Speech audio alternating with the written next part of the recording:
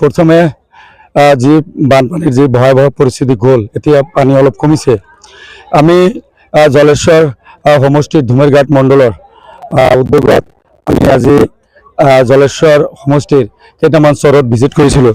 তাৰ মাজত আছে কদমতলা চৰ, বাটাপাৰা চৰ, কুকচা বিটা চৰ, উত্তৰ হাতবেন্দি, টান ভিটা চৰ, ৰোৱাৰ ভিটা চৰ আৰু এনেকৈ দি আহি পুৰা ভিটাত অলপ মই নামিছিলোঁ। তাতে অলপ ল'ৰা ছোৱালী পাইছিলোঁ।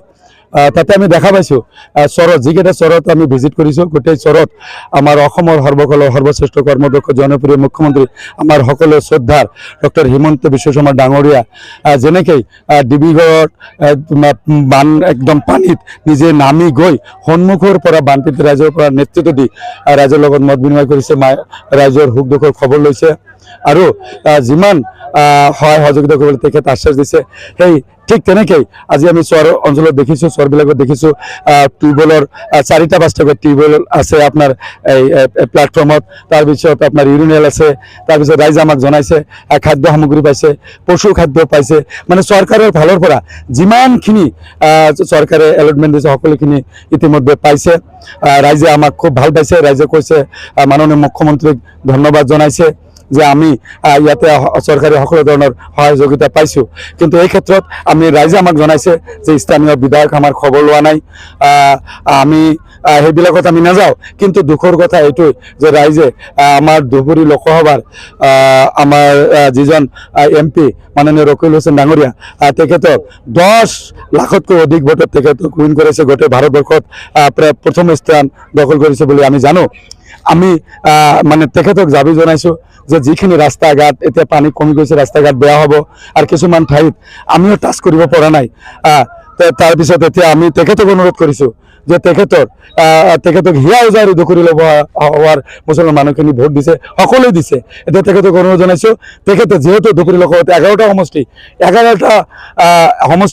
তেখেত 11 মাহৰ দৰমহা মই পূৰ্বতেও কৈছোঁ, এতিয়াও তেখেতক ৰিকুৱেষ্ট কৰিছোঁ 11 মাহৰ দৰমহা এই বানপীড়িত ৰাইজক তেখেত দি দিব লাগে। আৰু এইখিনিত ক'ব লাগিব নিৰ্বাচনৰ সময়ত কিছুমান বিধায়ক আৰু তাৰ মাজত এজন MPও হৈছে, তেখেতসকলে ইয়াত আমাৰ এই মুছলমানখিনিৰ নেতা হ'ব, বিশেষকৈ পূৰ্ববংগীয় মুছলমানখিনিক কিছুমান মিছা কথা কৈছিল, আমাৰ চৰকাৰৰ বিৰুদ্ধে বহুত মিছা কথা কৈ সহজ ৰাইজৰ ভোটখিনি লৈ গৈছে। তেখেতসকলে আৰু শপত বাক্য পাঠ কৰিছে। এইখিনিতে আপোনাৰ সাংবাদ মাধ্যমৰ জৰিয়তে আমি তেখেতসকলক কৈছোঁ যে আপোনালোকে যে শপত বাক্য পাঠ কৰিলে, এতিয়া এই বিপদৰ সময়ত আপোনালোকে এতিয়া আহি আপোনালোকৰ কথাত ভোট দিছে, আপোনালোকে এতিয়া আহি আপোনালোকৰো 5-6 মাহৰ দৰমহা বা ধুবুৰী লোকসভাৰ বানপীড়িত ৰাইজক দিব লাগে। বিশেষকৈ আমাৰ জলেশ্বৰ সমষ্টি আৰু বিচিং জৰুৱাৰ আজি এই বৰাইবাৰী চৰত ৰাইজে আমাক কৈছে, আমি তাত নামিছোঁ, বুক বুলি নামিছোঁ। তেখেতসকলে আমাক ভাল পাইছে, কাৰণ আমি তেখেতসকলক সদায় সহায় সহযোগ কৰি আহিছোঁ। তেখেতসকলে ক'লে MP ডাঙৰীয়া অহা নাই আৰু বহুত ক্ষোভ উজাৰিছে। আমি সেইবিলাক ক'ব নাযাওঁ, কিন্তু তেখেতৰ দায়িত্ব বাঢ়িছে, 10 লাখ ভোটত উইন কৰিছে। তেখেত সেই নাম, এই 10 লাখ ভোটৰ যি মৰ্যাদা তেখেত ধুবুৰী লোকসভা এই মানুহখিনি এই বানপীড়িত ৰাইজক 11 মাহৰ দৰমহা দি তেখেতৰ এই দাঙি ধৰক, এই ভোটৰ নিৰ্দেশন দাঙি ধৰক যেনে ৰাইজৰ লগত আমি আছোঁ। আৰু এইখিনিতে মাননীয় মুখ্যমন্ত্ৰী ধন্যবাদ জনাইছোঁ। তেখেতে অসমৰ সকলো জাতি জনগোষ্ঠী, সকলো ভাষা ভাষীৰ যিমান মানুহ আজি চহৰ অঞ্চলত বানপীড়িত ৰাইজক সকলো শ্ৰেণীৰ ৰাইজক তেখেত সহায় কৰিছে। ধুবুৰী এই ক্ষেত্ৰত ধুবুৰী আয়ুক্ত ডাঙৰীয়াক আমি ধন্যবাদ জনাইছোঁ, চাৰ্কেল অফিচক ধন্যবাদ জনাইছোঁ। এই ক্ষেত্ৰত আমাৰ জলেশ্বৰ সমষ্টি আমাৰ গোৱালপাৰা জিলাত পৰে, আমি আয়ুক্ত ডাঙৰীয়াক তাতেও ধন্যবাদ জনাইছোঁ। তেখেতে ভালকৈ পূৰা ৰিলিফ পাইছে, আপোনালোকে খবৰ ল'ব পাৰে। তাৰপিছত চাৰ্কেল অফিচক ধন্যবাদ দাঙি ধৰিছোঁ। সকলো প্ৰশাসন বিভাগত আমি ধন্যবাদ জনাওঁ। সকলো চৰকাৰৰ সকলো প্ৰশাসন বিভাগ ৰাইজৰ লগত আছে, সহায় সহযোগিতা কৰি আছে।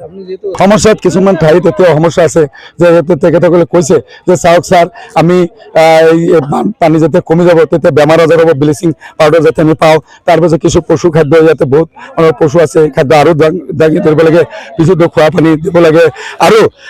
আৰু কিছুমান সমস্যাৰ কথা কৈছে, যিবিলাক ৰাস্তা ঘাট ভাঙি যাব, এই ৰাস্তা ঘাট মেৰামতি কৰিব লাগে, বহুত ধৰণৰ সমস্যা কৈছে। নিশ্চয় আমি চৰকাৰক অৱগত কৰিম, যিখিনি সমস্যা আছে আমি চৰকাৰৰ ফালৰ যাতে পৰ্যবেক্ষণ দিব পাৰিম। আৰু চবতকৈ ডাঙৰ কথা, এই বানপানী বা এই ব্ৰহ্মপুত্ৰ গড়াখণ্ডে যিবিলাক মানুহৰ ঘৰ ইতিমধ্যে নদী উঠাই লৈ গৈছে, সেই মানুহখিনি যাতে ঘৰ পায় আৰু যিখিনি সিহঁতৰ ক্ষতিৰ সন্মুখীন হৈছে বন্য শস্যৰ পৰা আৰম্ভ কৰি মৰাপাট সকলোখিনি যাতে চৰকাৰৰ ফালৰ পৰা সিহঁতে চৰকাৰে বা সাহায্য পায়, এইখিনি ক্ষেত্ৰত আমি ৰাইজক সকলো ধৰণৰ সহায় দিব পাৰিম আৰু আমাৰ চৰকাৰ নিশ্চয় তেখেতসকলৰ লগত আছে। কিন্তু আপোনালোকে জানি দিয়ক যে যিবিলাক ইয়াতে জনপ্ৰতিনিধি যি দলৰ আছে তেখেতসকলে বৰ্ণকেন্দ্ৰ ৰাইজৰ ওচৰত আহিব লাগে আৰু তেখেতসকলক সকলো ধৰণৰ সহায় কৰিব লাগে। এই ক্ষেত্ৰত ৰাজেন্দ্ৰ চৌধুৰী তেখেত 1 বছৰৰ দৰমহা তেখেত এই বিচিংজৰীয়া চহৰত দি দিব লাগে, এই সমষ্টিত দিব লাগে।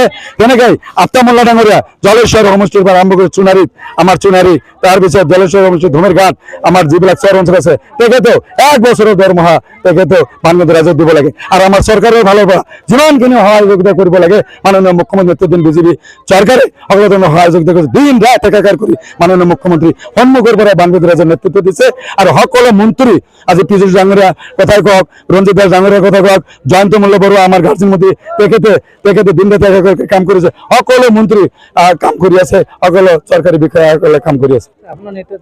আমাক ৰাইজে আমাক সহযোগ কৰিছে। আমি ভাৰতীয় জনতা পাৰ্টিৰ ধুমেৰঘাট মণ্ডলত আমাৰ যিবিলাক ভাৰতীয় জনতা পাৰ্টিৰ কাৰ্যকৰ্তা সকলে মিলি আমি কিছু শিশু খাদ্য আৰু মিনাৰেল ৱাটাৰ লৈ আহিছিলোঁ। ৰাইজক কিঞ্চিত পৰিমাণে আমি সহায় কৰিছোঁ। আল্লাহৰ ওচৰত আমি প্ৰাৰ্থনা জনাইছোঁ আল্লাহ আৰু বানপানী যাতে আৰু নিদিয়ে, পানী যাতে কমি যায় ৰাইজৰ, আৰু আমি দুখ দেখা আমাৰ মানে সহ্য কৰিব নোৱাৰোঁ, যাতে আল্লাহ যাতে পানী কমাই দিয়ে। আৰু এই ক্ষেত্ৰত জল সমষ্টিৰ পৰা মাননীয় মুখ্যমন্ত্ৰী দীৰ্ঘায়ু কাম আল্লাহ তেখেতক দীৰ্ঘজীৱী কৰক আৰু ৰাইজে কাম কৰক। ধন্যবাদ।